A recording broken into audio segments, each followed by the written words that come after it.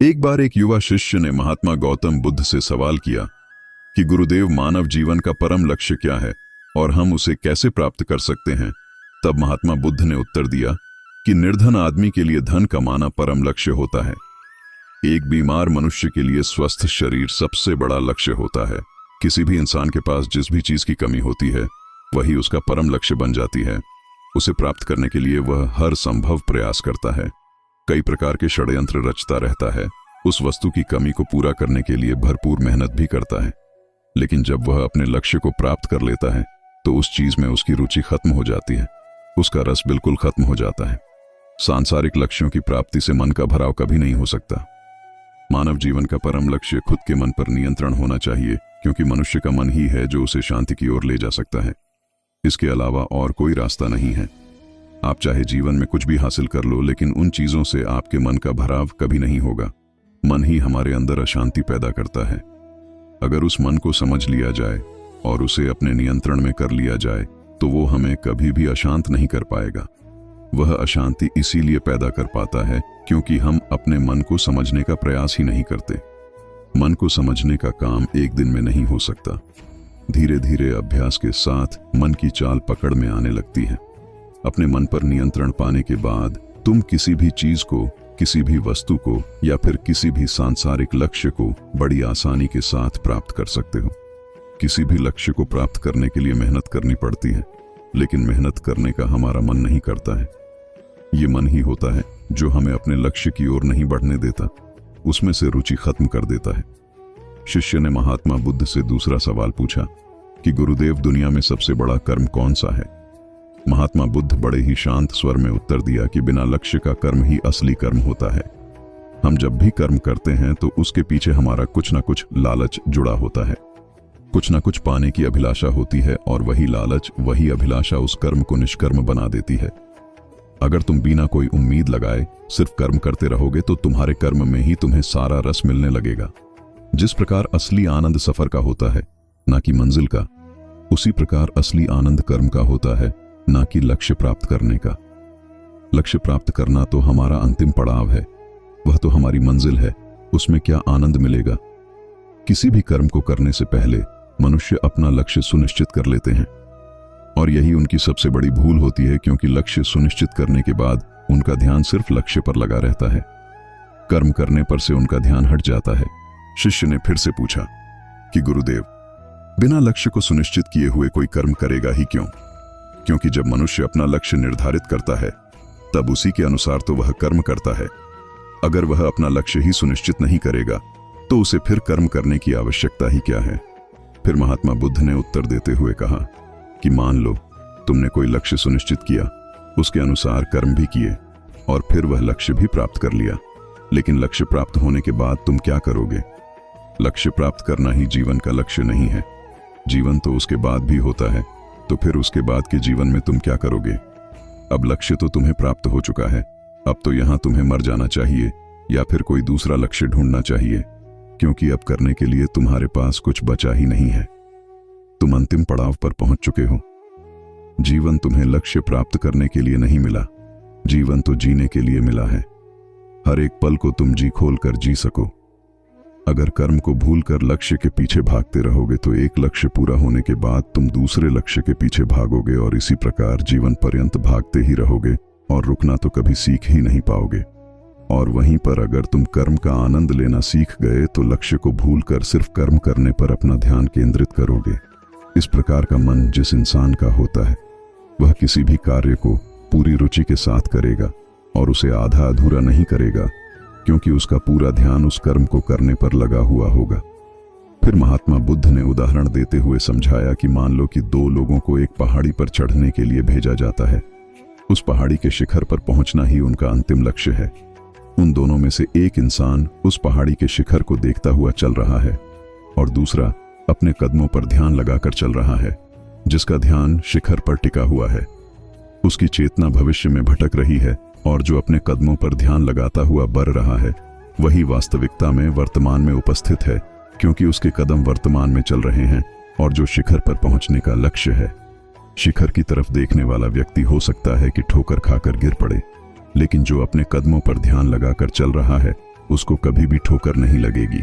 चाहे वह व्यक्ति शिखर पर न पहुंच पाए, लेकिन उसने अपने रास्ते का आनंद भली भांति लिया है। उसने अपने चलने को भी ध्यान बना लिया है, अपने कर्म को ही ध्यान बना लिया है, और इस प्रकार के कर्म मनुष्य को असीम शांति पहुंचाते हैं। पूरी दुनिया भाग ही तो रही है, कोई धन के पीछे, तो कोई रिश्तों के पीछे, तो कोई किसी चीज के पीछे। हर मनुष्य इस संसार में भागता ही रहता है और वह कभी ठहरना सीख ही नहीं पाता। उसे हमेशा यही भ्रम होता रहता है कि एक बार लक्ष्य को प्राप्त कर लेता हूं, उसके बाद तो असीम शांति मिलेगी। लेकिन जब वह लक्ष्य को प्राप्त कर लेता है तो वह अपने आप को और ज्यादा फंसा हुआ महसूस करता है। शांति और आनंद तो दूर की बात रही, लक्ष्य को प्राप्त करने के बाद उसकी चिंताएं और उसकी जिम्मेदारियां और ज्यादा बढ़ जाती हैं। मनुष्य अपने कर्म में ही आनंद खोज सकते हैं।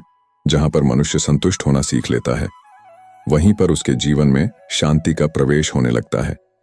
हमारी सारी अशांति का कारण सिर्फ हमारी असंतुष्टि है।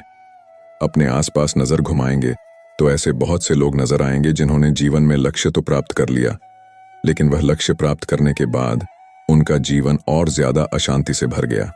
वास्तविकता में मनुष्य अपने मन में तो यही सोचता है कि लक्ष्य प्राप्त करने के बाद मुझे बहुत शांति मिलेगी, लेकिन उस लक्ष्य को प्राप्त करने के कुछ समय बाद ही एहसास होने लगता है कि उसकी कोई सार्थकता नहीं थी।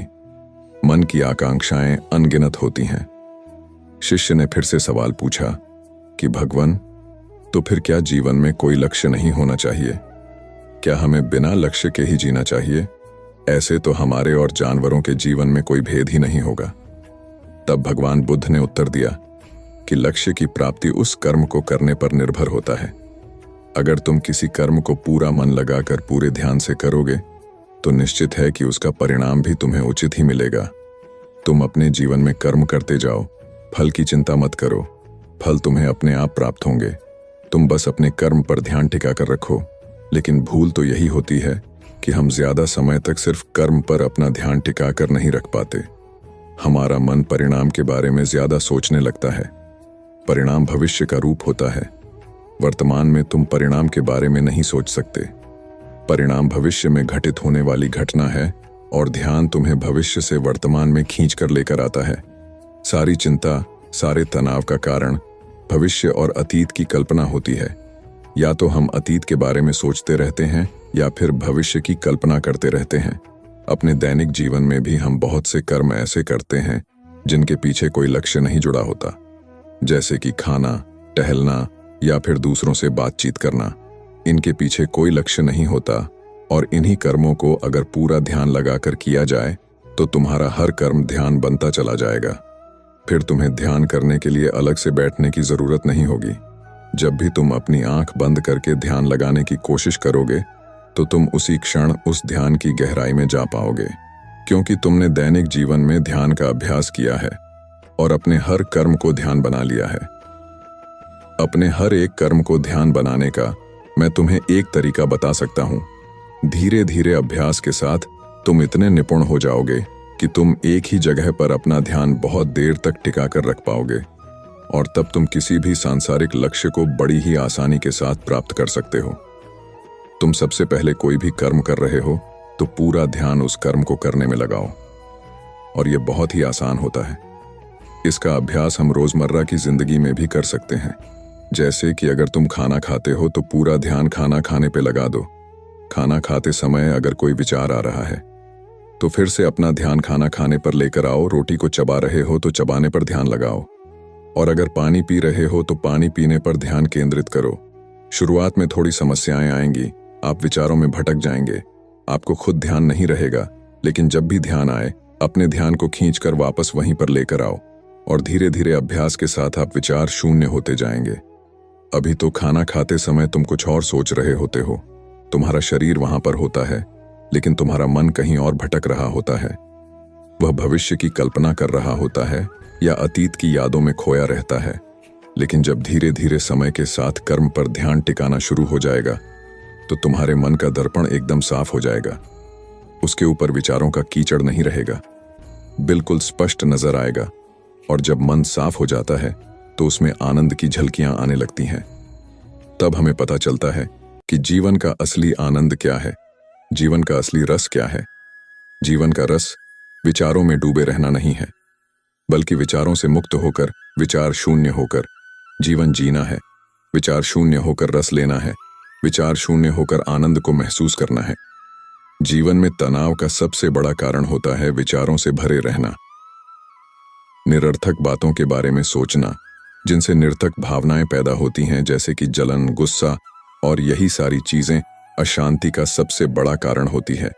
इसीलिए अगर इन भावनाओं को पैदा होने से रोकना है तो हमें यह देखना होगा कि इन भावनाओं के पीछे के विचार कौन से हैं, और धीरे धीरे ऐसे विचारों से मुक्त होकर विचार शून्य होने का अभ्यास करते रहें। विचारों को जबरदस्ती नहीं रोकना है, बस उन्हें देखते रहना है, और देखते देखते वो विचार अपने आप मिटने लग जाएंगे। विचारों की सत्ता तभी तक होती है जब तक वह हमें दिखाई नहीं पड़ते। एक बार हमारे विचार दिखाई पड़ने लग जाए तो सारे विचार गायब होने लग जाते हैं और पीछे छूट जाता है एक बड़ा शून्य, जो शून्य आनंद का स्रोत है। जिस शून्य को अनुभव करने के लिए साधु, संत, सन्यासी पूरी उम्र, पूरी जिंदगी ध्यान करते रहते हैं, वही शून्य हमें अपने जीवन में जीते हुए प्राप्त करना है। और वह तभी प्राप्त हो सकता है जब हम अपने विचारों को देखना शुरू करें और देखते देखते विचार मिटने लग जाए। यह कहकर भगवान बुद्ध ने शिष्य से कहा कि ध्यान करने से ही हम अपने विचारों को समझ पाते हैं। इसीलिए अपने जीवन में ध्यान करने की आदत पालो। रोज ध्यान करो, चाहे थोड़ी देर के लिए ही सही, और तुम अपने जीवन में बड़े बदलाव महसूस कर पाओगे।